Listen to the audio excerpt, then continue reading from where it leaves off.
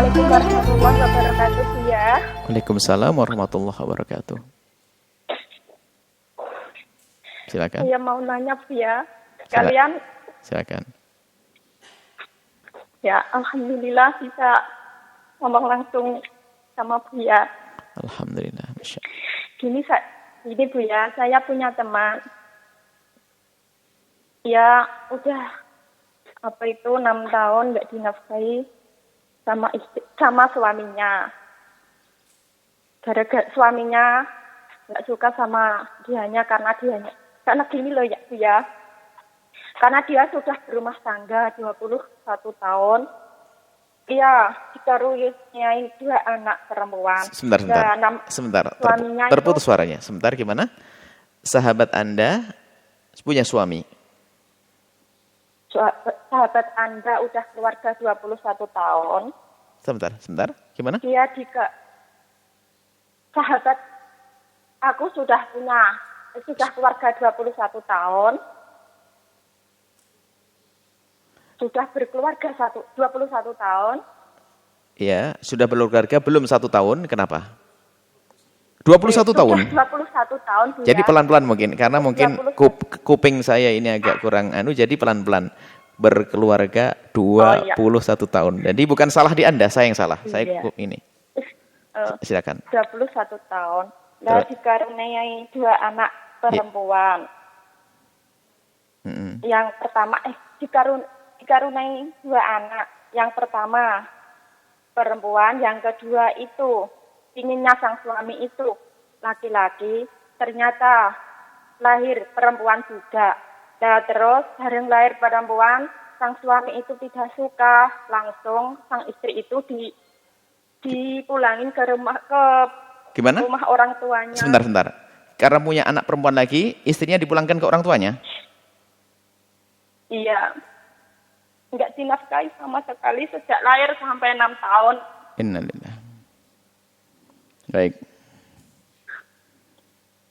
Terus gimana ya, dianya teman saya itu pinginnya cerai, udah nggak kuat lah. Terus sang anak itu juga dikata-katain. Baik. Namanya, kalau anak kamu itu bisa kamu jaga, bisa hidup lah katanya. Kalau anak kamu itu bisa hidup bersama kamu, aku maulah ditabrak mobil di tengah jalan gitu katanya. Sang suami nyatain kepada si anak begitu. Nah, sang sahabat saya nggak kuat hati lah. Mana ya seorang ibu tega anaknya dikatain seperti itu kan. Anaknya sekarang di mana anaknya? Anaknya ya di rumah ikut simbahnya. Oh, ikut mbahnya. Jadi nggak boleh sama bapaknya? Ya, ikut ibu sang istri. Enggak. Dianya nggak mau. Baik. Anak laki-laki, dianya tidak mau. Sang suami itu, sang istri itu minta cerai. Tapi sang suami nggak mau cerai. Katanya, ngapain aku cerai kamu? Kamu yang punya uang, kamu yang kerja di Taiwan, ngapain minta cerai aku? Gitu katanya sang suami itu. Istrinya minta cerai? Ya minta cerai, dianya nggak kuat dia. Oh, baik. Minta cerai. Terus tapi sang suami nggak mau nyerah, katanya sang suami bilang gini, ngapain minta cerai sama aku gitu? Kan kamu yang kerja di luar negeri, kamu yang punya uang. Ya kamu yang nyerahin aku gitu katanya teman aku. Baik. Cukup? Ya, terus pertanyaan aku, bolehkah Buya minta cerai? Karena teman aku udah gak kuat. Baik. Ya udah, terima kasih banget Buya. Insyaallah. Baik. Doanya Amin. Semoga aku dan keluarga aku sehat selalu. Amin insyaallah. Amin. Terima kasih. Assalamualaikum warahmatullahi wabarakatuh. Waalaikumsalam warahmatullahi wabarakatuh. Yang pertama adalah nasihat untuk para suami. Na'udzubillah. Semoga suaminya wanita tersebut mendengar suara kami ini. Ketahuilah bahwa punya anak laki perempuan itu dari Allah. Ada tradisi jelek orang jahiliyah yang dirubah oleh baginda Nabi adalah tradisi mereka tidak senang punya anak perempuan. Dan subhanallah, paling mulianya manusia baginda Nabi Muhammad, anak putra beliau adalah putri perempuan. Sayyidat Fatimah, Sayyidah Ummu Kulsum, dan yang lainnya, wanita-wanita. Dan punya putra laki-laki wafat di masa kecilnya. Sementara di kalangan Arab itu kalau punya anak perempuan waktu itu adalah malu. Jadi ada tradisi jahiliyah jangan dibawa. Ini yang pertama. Yang kedua adalah kalau Anda tidak rela, ini kadang-kadang bukan saja anak perempuan, kadang-kadang anaknya kan laki semuanya, pengen punya anak perempuan. Sampai ngomong pada istrinya, kalau sampai nanti anak yang terakhir ini kok laki-laki kamu aku cerai. Lah ini laki-laki gila. Memang yang bisa buat laki perempuan itu siapa? Bisa dokter disontek biar jadi perempuan begitu? Nggak bisa. Berarti seolah-olah dia imannya yang kurang, iman yang kropos, bahkan imannya yang hilang. Yang memberikan Allah. Ini macam-macam orang itu. Ada di sana orang pengen punya anak perempuan karena anaknya laki semua. Ada di seberang sana anaknya perempuan semua pengen punya anak laki. Ya ini nggak boleh kita protes kepada Allah. Itu kan protesnya kepada Allah. Yang disakiti siapa? Pasangannya, istrinya. Sampai anak perempuan yang nggak boleh kumpul dan sebagainya. Na'udzubillah. Hukumannya besar di hadapan Allah. Lihat laki-laki semacam ini tidak akan bisa bahagia kalau tidak tobat. Karena apa? Memutus tali persaudaraan dengan anaknya. Dan dia fasik, dosa besar. Sehingga karena kefasikan seorang istri berhak minta cerai karena menjaga anaknya. Karena tidak bisa menghargai anaknya sendiri bahkan dari darah dagingnya, dari dirinya. Na'udzubillah. Semoga yang laki-laki tersebut mendengar suara ini dan tobat menjadi orang yang khusyuk soleh. Harapan kami seperti itu. Tapi itu nggak boleh laki-laki semacam itu. Bikin sedih sampai nanti seorang istri mau melahirkan lagi takut keluar perempuan lagi. Dan mungkin karena ilmunya kurang juga. Bukankah ada kabar gembira dari Nabi? Kalau punya anak perempuan 2, kemudian dijaga, maka dia akan penghalang daripada api neraka. Ayo. Sehingga orang pada pengen punya anak perempuan kok. Pengen punya anak laki-laki, ada wanita soleha pengen punya anak laki-laki. Sayyidah Hana. Diberi oleh Allah perempuan, nggak ada masalah. Ini nazar tuh, laka mafibatin muhar. Nazar pengen punya anak laki-laki, bisa aja ibadah dikasih Siti Maryam. Nggak protes. Akan jadi orang mulia. Wanita bisa menjadi hebat. Tidak jaminan laki-laki jadi hebat loh ya. Jangan ngatur Allah. Allah yang mengatur diri kita. Baik, jadi mohonlah jangan seperti itu. Wanita itu melahirkan, itu sudah capek. Hamil capek melahirkan.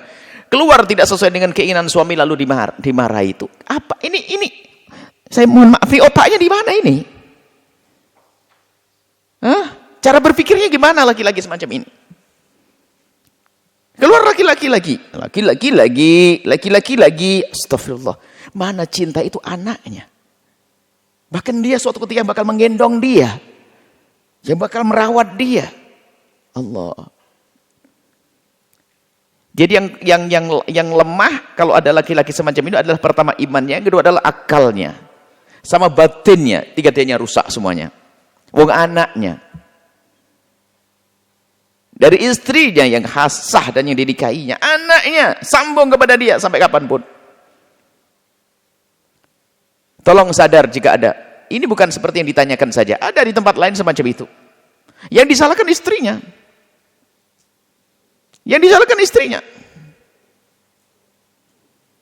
Astagfirullah. Istri sudah hamil, melahirkan setengah mati, nyusui, dimarahi lagi. Kira-kira menurut Anda yang berakal, ini laki-laki berakal atau tidak? Mungkin orang tidak bisa ngatur. Kecuali Anda bikin boneka-bonekaan, bisa boneka laki-laki, boneka perempuan. Ini manusia beneran. Baik. Kemudian, semoga ini mendengar suara ini dan segera tobat. Urusan Anda bukan urusan dengan istri loh ya, hei para suami kayak begini nih. Urusan Anda dengan Allah. La yadkhulul jannata qati'un, tidak akan masuk surga orang memutus tali persaudaraan. Apalagi itu anak perempuan, tidak diakui, tidak dianggap, tidak senang. Tradisi jahiliyah.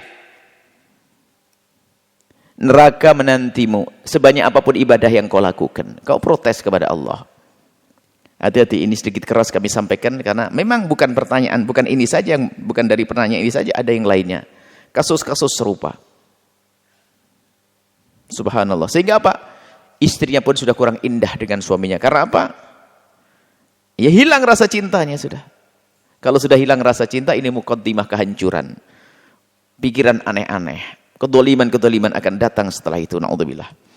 Kemudian masalah Anda minta cerai, nggak semudah itu, wahai. Kalau ada wanita tersebut minta cerai, tidak semudah itu. Lebih baik diselesaikan dulu agar suaminya sadar, jangan menuju tingkat perceraian terlebih dahulu. Sebab kalau bercerai tidak mudah.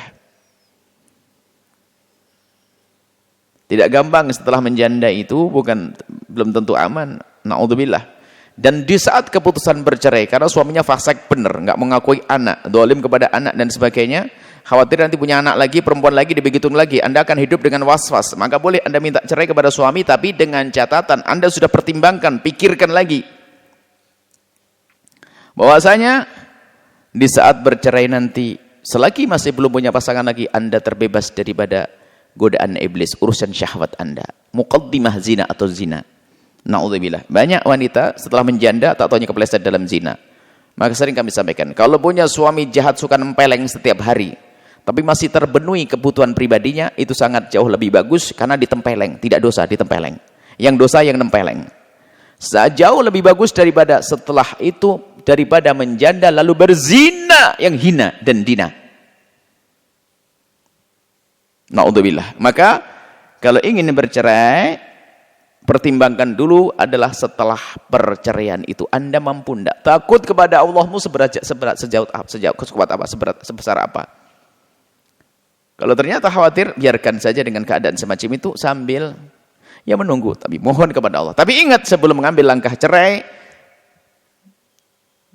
dibimbing dulu suaminya, disadarkan. Barangkali mendengar suara ini, sampaikan kepada wanita tersebut agar mendengar suara ini. Dan sedekat suara kami tadi agak antang-antang, kasar, tegas, begitu karena ada sebagian laki-laki memang harus diberi pemahaman yang semacam ini. Karena apa? Tanda cinta kami. Tidak ingin kami ada laki-laki yang ternyata masuk neraka gara-gara tidak mengakui anaknya, atau tidak senang dengan anak perempuannya, atau anak laki-laki yang na'udzubillah. Dosa di hadapan Allah. Besar dosanya di hadapan Allah Subhanahu wa Ta'ala. Semoga Allah mudahkan urusan keluarga tersebut indah dalam cinta dan bisa merawat anaknya dengan baik hingga menjadi anak-anak yang dibanggakan oleh Rasulullah sallallahu alaihi wasallam. Wallahu a'lam bishawab.